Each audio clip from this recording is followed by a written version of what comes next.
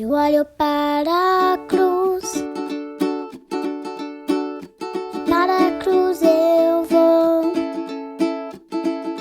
Se eu sofrer participar, tua obra vou cantar. Meu Salvador na cruz mostrou o amor do Pai,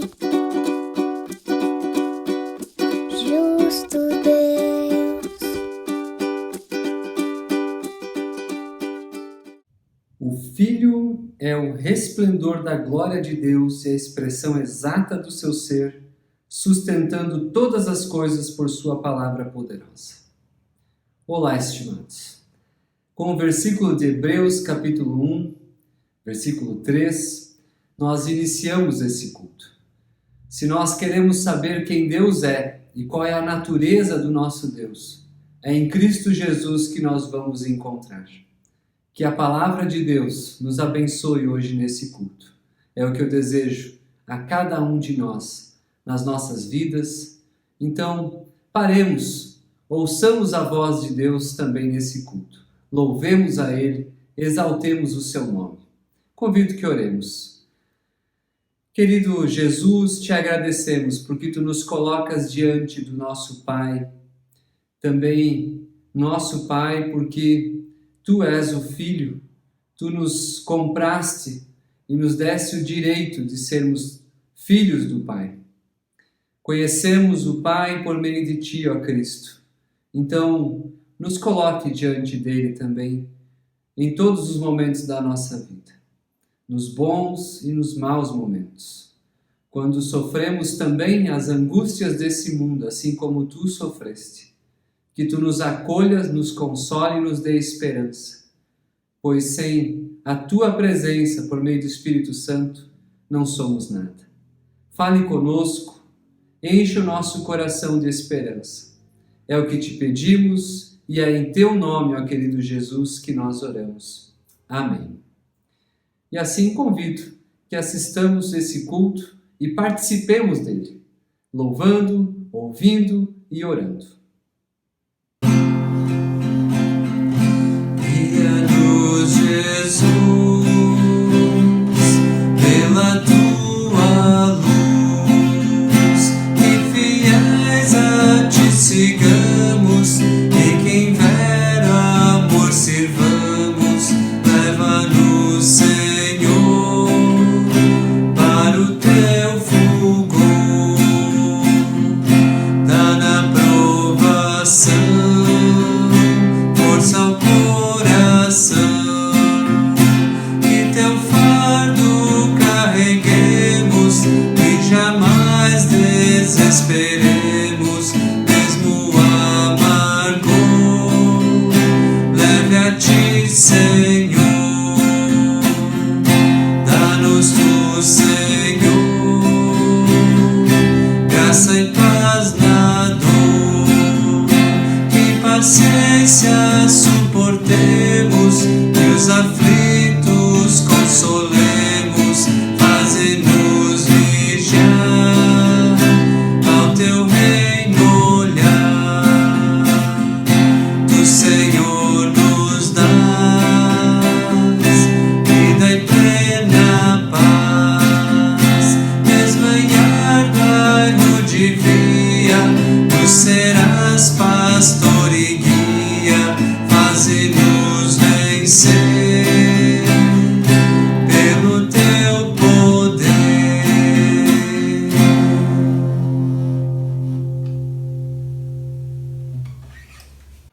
Eu desejo que a graça do nosso Senhor Jesus Cristo esteja com todos nós. Amém. Tu conheces o ditado: criança aprende brincando.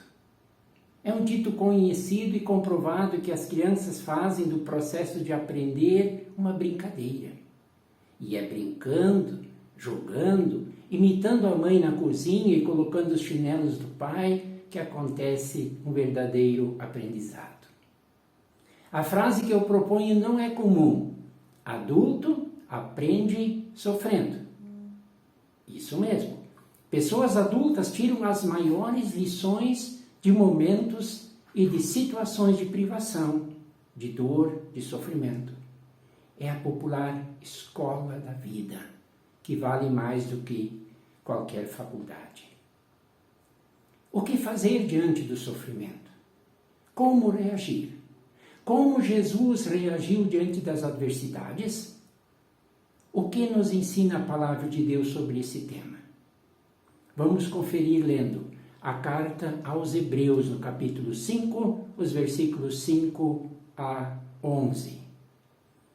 Da mesma forma, Cristo não tomou para si a glória de se tornar sumo sacerdote, mas Deus lhe disse: Tu és o meu filho, eu hoje te gerei. E diz no outro lugar: Tu és sacerdote para sempre, segundo a ordem de Melquisedeque. Durante os seus dias de vida na terra, Jesus ofereceu orações e súplicas, em alta voz e com lágrimas, àquele que o podia salvar da morte, sendo ouvido por causa da sua reverente submissão.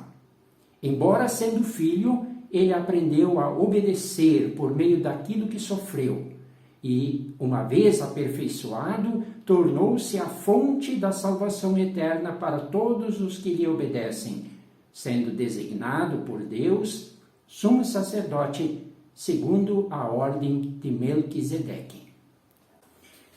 Os leitores desta carta aos Hebreus conheciam bem o sistema judaico de culto a Deus. Neste culto eram feitos sacrifícios de animais, e quem os fazia eram os sacerdotes. E entre eles havia o sumo sacerdote, o chefe deles. Os sacerdotes eram descendentes de Arão, irmão de Moisés. Uma vez sacerdote, você o era a vida toda. E assim havia milhares de sacerdotes por todo o país. E eles serviam no templo durante 1-2 semanas por ano, ficando ali morando no templo. O nosso texto fala de um sacerdote chamado Melquisedeque. Esse tal de Melquisedeque não era descendente de Arão. Ele entrou por fora, como se diz, de outro jeito. É um rei e sacerdote que abençoou Abraão depois de uma batalha contra outros reis. Isto antes do tempo de Arão. O seu nome significa Rei da Justiça. Ele morava em Salém, depois chamada de Jerusalém, que significa a cidade da paz. Então foi fácil ao autor de Hebreus fazer essa comparação com Jesus Cristo, como o Rei da paz, e também como o Rei da Justiça, como o sumo sacerdote diferente, não mais no antigo esquema do sacerdócio pelos laços de parentesco, mas com base no seu relacionamento pessoal com Deus Pai. Mas qual era, afinal, a função do sumo sacerdote? A sua função principal era entrar num quartinho que ficava num lugar separado no templo, chamado de Santo dos Santos. Lá ficavam guardados a Arca da Aliança e as Tábuas dos Mandamentos. Neste aposento ele entrava uma vez por ano, só uma vez, para oferecer um sacrifício especial pelo perdão dos pecados dele mesmo e também dos seus colegas sacerdotes e pelo perdão dos pecados de todo o povo de Deus. O sumo sacerdote era o único que podia passar pelo véu, pela cortina que fechava aquele lugar. E a partir da ressurreição de Jesus, aquele véu foi rasgado de alto a baixo, significando que agora nós temos livre acesso à presença de Deus por meio de Cristo. Jesus, como sumo sacerdote, não entrou pelo véu do Santo dos Santos, mas entrou nos céus e está na presença de Deus. E não apenas uma vez, mas de forma permanente e para sempre. Jesus não apenas representa o povo diante de Deus, mas ele se identifica com as pessoas. Jesus sabe o que é sofrimento, o que são dificuldades e privações. Ele não precisava oferecer sacrifícios pelos seus pecados porque ele não tinha pecado. Por isso a sua entrega na cruz foi para oferecer perdão para os pecados da gente, de toda a humanidade. Jesus é o sacerdote que intercede por nós junto ao Pai. Ele é o único caminho a Deus Pai. Todos os caminhos humanos, todas as tentativas humanas de chegar a Deus não passam de atalhos. E o ditado diz, atalho dá trabalho. A gente facilmente se perde andando por caminhos desconhecidos. Mas Jesus tornou claro e conhecido o caminho até Deus Pai. Neste caminho nós podemos andar com os pés firmes. A carta aos Hebreus fala disso um pouco antes do nosso texto, no capítulo 4. Portanto, visto que temos um grande sacerdote que adentrou aos céus, Jesus, o Filho de Deus, apeguemo-nos com toda a firmeza à fé que professamos, pois não temos um sumo sacerdote que não possa compadecer-se das nossas fraquezas, mas sim alguém que, como nós, passou por todo tipo de tentação, porém sem pecado.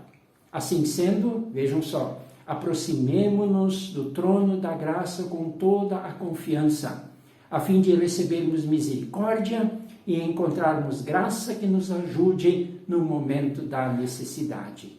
Vemos que Jesus abriu o acesso ao trono da graça de Deus e fez isso com duro sofrimento, com privações, com a morte na cruz. Jesus é o sumo sacerdote e ao mesmo tempo é o cordeiro pascal do sacrifício, porque se doou, porque se entregou por nós. A carta aos Hebreus nos fala também da terrível e profunda experiência de Jesus naqueles dias antes da sua morte e ressurreição, conforme o versículo 7. Durante os seus dias de vida na terra, Jesus ofereceu orações e súplicas em alta voz e com lágrimas àquele que o podia salvar da morte, sendo ouvido por causa da sua reverente submissão. Eu falei no início que criança aprende brincando e adultos aprendem sofrendo. Sim, existem lições preciosas a serem aprendidas no meio das dificuldades e das angústias. Feliz é a pessoa que tira proveito disso, que faz esse aprendizado. Para nós, o exemplo de Jesus é um modelo. Quando lemos no versículo 8 que mesmo sendo filho, ele aprendeu a obedecer por meio daquilo que sofreu. Se o próprio Jesus aprendeu a obedecer ao Pai por meio do sofrimento, quanto mais isto vale para nós. Mas palavras como obedecer, ser submisso, estão fora de moda. Muitos pregam por aí. Você tem que ter a tua liberdade. Seja dono do teu nariz. Não dependa de ninguém. Não dependa nem de Deus. E com esta mentalidade, ficamos mais burros. Não aprendemos nada. Eu não preciso falar muito sobre as tantas dificuldades que um ano de pandemia está nos trazendo. O que estamos aprendendo com tudo isso? Quando lá em setembro nós recomeçamos os cultos presenciais, no primeiro culto eu não usei o texto bíblico previsto para a pregação, mas eu comecei com uma pergunta: o que você aprendeu neste tempo? E a pergunta volta para nós com força: o que nós estamos aprendendo nesse tempo? Eu não tenho respostas prontas, mas com certeza provações e tentações mostram a nossa fraqueza, nossa fragilidade, nossas limitações. Não somos os reis e as rainhas da cocada. Não temos esta bola toda. Nossa sensação de que somos poderosos caiu por terra. Aprendemos a ser humilde. E tomara que estejamos aprendendo o que significa solidariedade com aquelas pessoas que estão sendo mais atingidas do que eu. Jesus mostrou essa profunda solidariedade com o nosso sofrimento humano. Não para legitimar o sofrimento causado pela maldade, mas para superá-lo, para derrotá-lo na cruz e na ressurreição. Um teólogo conhecido dizia: o mal não está aí para ser explicado, mas para ser combatido. É verdade que o ser humano é capaz de suportar muitas coisas difíceis quando encontra um sentido, um significado para a sua dor. Por exemplo, tudo é menos difícil quando eu sei que as dificuldades fazem parte da luta por um mundo melhor. Tudo é menos difícil quando eu percebo que há pessoas amigas ao meu lado me ajudando a suportar as dores. Mas além dessa dimensão humana, podemos contar com o Deus amoroso ao nosso lado.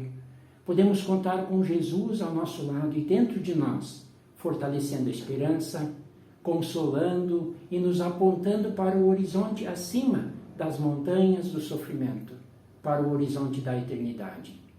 Hebreus nos diz que Jesus se tornou a fonte da salvação eterna para todos os que lhe obedecem. Que nós possamos então confiar em Cristo, o perfeito sumo sacerdote que tem compaixão das nossas dores. Aprendemos e amadurecemos com elas, mas não deixamos de brincar como as crianças o fazem. Temos motivos para deixar que Deus faça de nossas vidas uma grande ciranda, uma grande roda de esperança, de solidariedade e também de alegria, mesmo em nossos tempos difíceis. Que Deus abençoe estas palavras em teu coração. Amém. Eu olho para a cruz, para a cruz eu vou. Se eu sofrer participar, tua obra vou cantar. Meu Salvador na cruz mostrou o amor do Pai, justo Deus.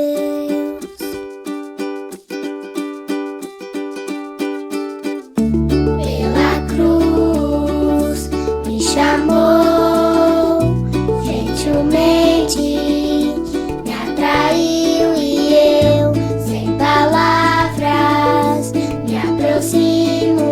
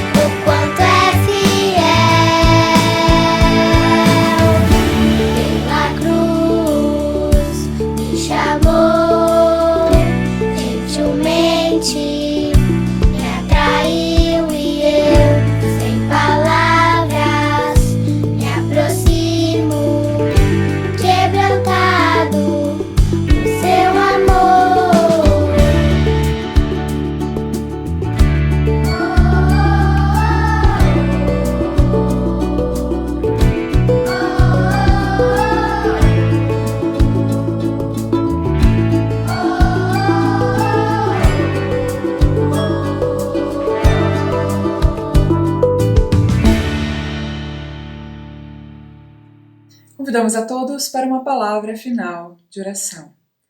Senhor Jesus, nós queremos te agradecer e te louvar pelo privilégio que temos de receber a tua palavra. Obrigada porque mesmo não podendo nos reunir pessoalmente, nós podemos receber a tua palavra em nossas casas e podemos ouvir aquilo que tu tens a nos falar. Te pedimos, Senhor, que essa palavra continue em nossos corações, continue, Senhor, edificando a nossa vida por intermédio dela. Que, Senhor, tu nos fortaleça na fé, que tu nos anime a perseverar na caminhada contigo. Entregamos nas tuas mãos também todos os motivos que nos inquietam, todas as coisas que nos deixam angustiados. Tu conheces o nosso coração, sabes o que trazemos dentro de nós. Tu conheces, Senhor, aquilo que está nos incomodando e nós queremos colocar todos esses motivos nas tuas mãos, confiar aos teus cuidados. Fazemos isso, Senhor, na convicção de que tu és Deus, tu és todo-poderoso e tu és o único capaz de nos auxiliar e fortalecer e nos ajudar a enfrentar os momentos de dificuldade. Entregamos nas tuas mãos, Senhor, todas as pessoas que estão infectadas pelo vírus, pessoas que desenvolvem sintomas graves, pessoas que estão enfermas e acamadas em leitos de hospital. Estejas tu com elas, estejas tu fortalecendo, estejas tu cuidando da saúde, e se for da tua vontade que tu permita, Senhor, que sejam curadas. Também entregamos nas tuas mãos todos os profissionais da área da saúde que têm trabalhado com tanto empenho e dedicação, que eles também sejam fortalecidos e renovados por ti. Que tu, ó Deus, renove suas forças para que continuem trabalhando com dedicação, com esforço, com bastante empenho. E também entregamos nas tuas mãos as nossas vidas. Permita, Senhor, que sejamos responsáveis e possamos cuidar de nós, nossa família e cuidar uns dos outros. E te pedimos, ó Pai, que tu possas intervir e permitir, Senhor, que tudo isso possa passar, tudo isso, Senhor, possa ser amenizado. Entregamos nas tuas mãos, confiamos aos teus cuidados e confiamos em ti, pois sabemos que tu és Deus Todo-Poderoso e és Senhor também sobre as nossas vidas. Também queremos entregar nas tuas mãos as pessoas que infelizmente vieram a perder os seus entes queridos, que perderam seus familiares, pessoas que choram a dor da perda, da saudade. Te pedimos que sejam consolados e fortalecidos por ti, que tua mão esteja sobre eles. De forma especial, também entregamos nas tuas mãos os familiares de William Bauer, que ano passado perderam esse filho precioso, esse filho querido. Pedimos, Senhor, que eles sejam fortalecidos, sejam consolados, que tua mão sobre eles esteja e que tu continues confortando e Senhor, que eles sejam revestidos, que eles recebam a tua paz, paz que excede todo entendimento. Essa paz possa guardar o coração dos pais e todos os demais familiares desse jovem que nos deixou tão cedo. Assim, ó Deus, entregamos nas tuas mãos todos os demais motivos e tudo que não conseguimos orar com nossas palavras. Entregamos a ti nas palavras que Jesus Cristo nos ensinou, dizendo: Pai nosso que estás no céu, santificado seja o teu nome. Venha o teu reino e seja feita a tua vontade, assim na terra como no céu. O pão nosso de cada dia nos dá hoje e perdoa-nos as nossas dívidas, assim como nós também perdoamos aos nossos devedores. E não nos deixes cair em tentação, mas livra-nos do mal, pois teu é o reino, o poder e a glória para sempre. Amém. Que o Senhor Deus te abençoe e te guarde, que o Senhor faça resplandecer o seu rosto sobre ti e tenha misericórdia de ti. Que sobre ti o Senhor levante a sua face e te dê e te preencha com a sua paz. Tenham um abençoado final de semana e uma abençoada semana na presença do Senhor. Amém.